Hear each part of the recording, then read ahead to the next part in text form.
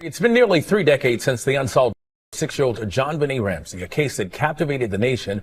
And even though her parents always denied any involvement in her death, JonBenét Ramsey's tragic death remains one of America's most haunting mysteries. For decades, her family stayed silent under the weight of suspicion, grief, and relentless public scrutiny. But everything changed when her brother, Burke Ramsey, finally spoke out. Why did he wait nearly 3 decades to break his silence? What does he know about that horrifying night in 1996?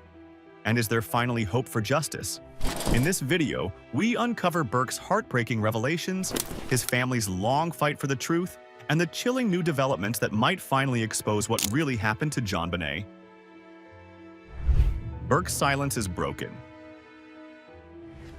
In an exclusive 3-part interview on the Dr. Phil show, Burke Ramsey, the older brother of JonBenét Ramsey, explained his long silence and offered his perspective on the tragedy that has haunted his family and captivated the nation since 1996.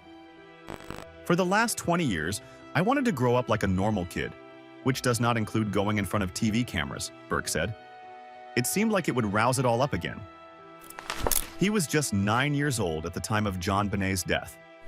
Only Burke and his parents, John and Patsy Ramsey, were known to be in the house that night, leading to years of public suspicion and relentless media coverage. For a long time, the media made our lives crazy, he shared. As a child, Burke had found the media attention overwhelming and intrusive, a chaotic experience that left a lasting impact. In his interview with Dr. Phil, he reflected on the trauma surrounding his sister's funeral. He recalled standing beside JonBenét's small white casket and noticing something unsettling about her appearance. One of her eyes, he remembered, didn't look quite right. How did you feel seeing her? A lot of sadness. I don't think I really fully grasped, like, after this, I won't see her again. Dr. Phil McGraw, who conducted the interview, described it as an unfiltered and comprehensive conversation. According to McGraw, there were no restrictions on what could be discussed, and Burke was open to answering any questions, including those the public had long been curious about. While Burke's decision to remain silent for 2 decades had often been questioned, he explained that the timing of the interview aligned with the 20th anniversary of JonBenét's death, a milestone that had brought renewed attention to the case and ultimately prompted him to speak out. Critics have scrutinized Burke's expressions during the interview, with some viewers misinterpreting his nervous smile as inappropriate. But psychologists noted that such behavior is often a natural stress response, especially in individuals not used to public speaking. Everyone looks at the interview of Burke and thinks, why is this young man smiling? I don't see a smile as much as I see an uncomfortable facial expression. Reportedly, Burke Ramsey was paid for the interview, a decision that has sparked debate, but one that does not diminish the significance of his decision to finally speak. And yet, as Burke's voice finally echoed after years of silence, someone else had already been preparing to speak louder and fight harder for the truth. A father's fight against the system. John Ramsey wasn't just a grieving father. He became a man trapped inside a nightmare, one made worse by the very people meant to help him. After discovering the lifeless body of his daughter, JonBenét, in their basement the day after Christmas in 1996, John expected justice. Instead, what followed was a wave of suspicion that never let go. Investigators didn't just look for answers. They looked for someone to blame. And from the start, they pointed their fingers at John and his wife, Patsy. 2 competing theories lingered for years. Did an intruder break in or were the Ramseys themselves somehow responsible? According to John, the case was broken from day one. The crime scene was never properly secured. Critical evidence was lost, disturbed, or ignored. A ransom note demanding exactly $118,000, coincidentally, the same amount as John's recent work bonus, was left behind, written with paper from inside the house. John recalls how the police allowed people to walk through the home, touch surfaces, and compromise what could have been valuable forensic evidence. The worst part? 6 hours after officers arrived, he described the moment with heartbreaking clarity. At first, he felt a moment of relief, thinking he had found her alive. But that was quickly replaced by horror as he realized she wasn't breathing. He picked her up and carried her upstairs, desperate and broken. Experts later said that moving her body may have unintentionally destroyed evidence, but John wasn't thinking about procedures. He was thinking like a father. "My dad just said, 'She's in heaven now.' I started crying. I don't think I said anything," Burke Ramsey shared. "I didn't believe it at first." Years later, John still believes the investigation focused more on preserving the image of the police department than pursuing justice. But John isn't giving up because for him, this isn't about clearing his name. It's about giving his daughter the justice she never got and refusing to let her story end with silence. The DNA that could solve it all. In 2008, something changed the course of the JonBenét Ramsey case. Investigators discovered an unknown male's DNA on JonBenét's clothing, proof that neither John, Patsy, nor Burke Ramsey was responsible for the crime. Did you hit your sister over the head with a baseball bat or a flashlight? Absolutely not. It was the first real breakthrough in years.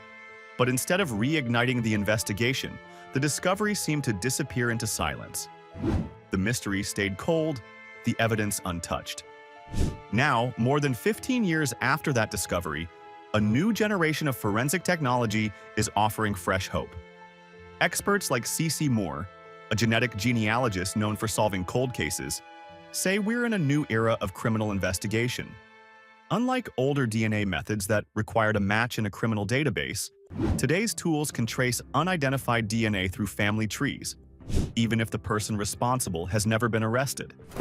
John Ramsey has pleaded with the Boulder police to allow that DNA to be tested by an independent lab.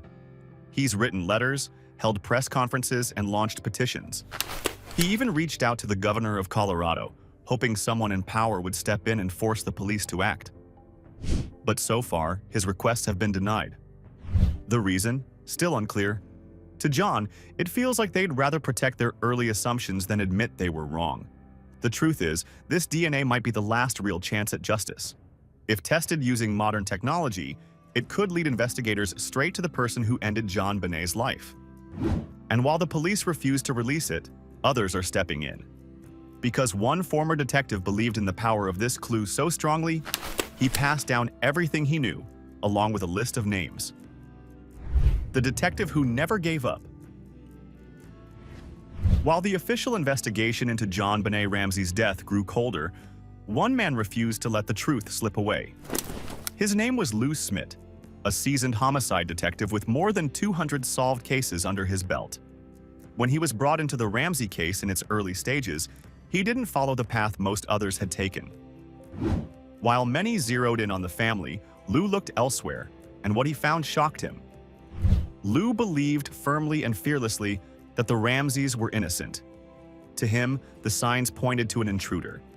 The strange ransom note, the possible stun gun, marks on JonBenét's body, and the lack of any forced entry all added up to something that, in his eyes, investigators were refusing to see. He gathered reports, walked through the evidence, and slowly built a new theory. Someone broke into the house that night, but his ideas weren't welcomed. Lou was mocked, criticized, and eventually pushed out of the official investigation. He resigned, but he didn't give up. Instead, he continued his work privately, staying in close contact with the Ramseys and independently pursuing every clue. Over time, he created a list of potential suspects, names that law enforcement never took seriously. And before he passed away in 2010, Lou handed that list to someone he trusted more than anyone, his daughter, Cindy Smith. Today, Cindy is quietly continuing the mission her father started. Lou Smith may be gone, but his legacy lives on, and his determination is now driving a second generation to uncover what Boulder police couldn't or wouldn't see. A family's pain and unfinished justice. For John Ramsey, the pain hasn't faded, it's only changed form. Nearly 3 decades after losing his daughter in the most brutal way imaginable, he still wakes up every day with the weight of that loss. JonBenét was more than a headline, more than a child beauty queen in pageant makeup. At the time, people were saying, oh, maybe Burke did it, or what does Burke know? His wife, Patsy, bore that same pain until cancer took her life in 2006. She died without knowing who ended their daughter's life. Their son Burke has also lived under that shadow, growing up in silence while suspicion and speculation swirled around him. Like his father, he continues to seek truth, not just for closure, but for peace. To this day, the Boulder Police Department has refused to release the remaining DNA evidence for retesting using the most advanced tools now available. It's not because the technology doesn't exist, it does. Genetic genealogy and new forensic science have solved hundreds of cold cases. But for JonBenét, the clock keeps ticking while the evidence stays locked away. John has petitioned the governor. He's spoken to the media. He's pleaded for outside help. He says all he wants is one thing, to know that everything possible has been done. If the DNA leads nowhere, so be it. But to never try. That, to him, and to Burke, is a failure too painful to accept. JonBenét Ramsey's story is more than a cold case. It's a wound that never healed. If you believe JonBenét deserves justice like this video, share it and leave a comment with your thoughts. And don't forget to watch the next video on screen. It reveals more secrets hidden in one of America's most shocking crime stories.